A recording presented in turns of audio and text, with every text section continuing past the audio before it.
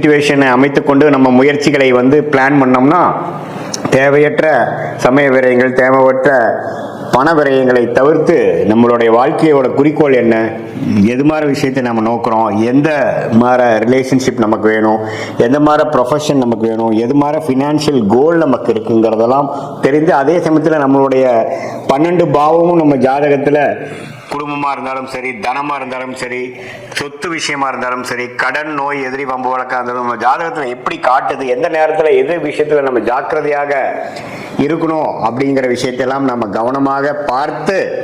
அதுக்கு தகுந்த மாதிரி நம்மளுடைய முன் எச்சரிக்கையோட, முன் யோசனையோட நம்மளுடைய வாழ்க்கை முயற்சிகளையும் வாழ்க்கை செயல்பாடுகளையும் நம்ம செய்யும் பொழுது என்னன்னா, எப்படி ஒரு கூகுள் மேப் ஒரு மனிதனுக்கு ஒரு இடத்த விட்டு ஒரு இடம் போகும்பொழுது அது எப்படி வழிகாட்டுகிறதோ, எவ்வளோ கிலோமீட்டர் போகணும், எந்த இடத்துல திரும்பணும், எந்த மாதிரி இடத்துல டிராஃபிக் அதிகமாக இருக்குங்கிற மாதிரி விஷயங்களை தெரிந்து அதுக்கு தகுந்த மாதிரி நம்ம ட்ரிப்பை பிளான் பண்ணி நம்ம போகும் இடத்த போய் சேர்றோமோ, அதே மாதிரி இந்திய வேத ஜோதிட அடிப்படையான சயின்டிஃபிக் வேதிக் அஸ்ட்ராலஜி முறையில் பார்த்தீங்கன்னா துல்லியமான ஒரு நம்மளோட கர்மா பாத் என்ன அப்படின்னு தெரிஞ்சுட்டோம்னா அதுக்கு தகுந்த மாதிரி நம்மளுடைய ஆக்டிவிட்டிஸை அலைன் பண்ணிட்டோம்னா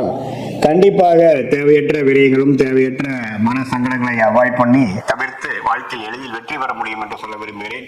மீண்டும் மற்றொரு காணொளியில் சந்திப்போம். நன்றி, வணக்கம்.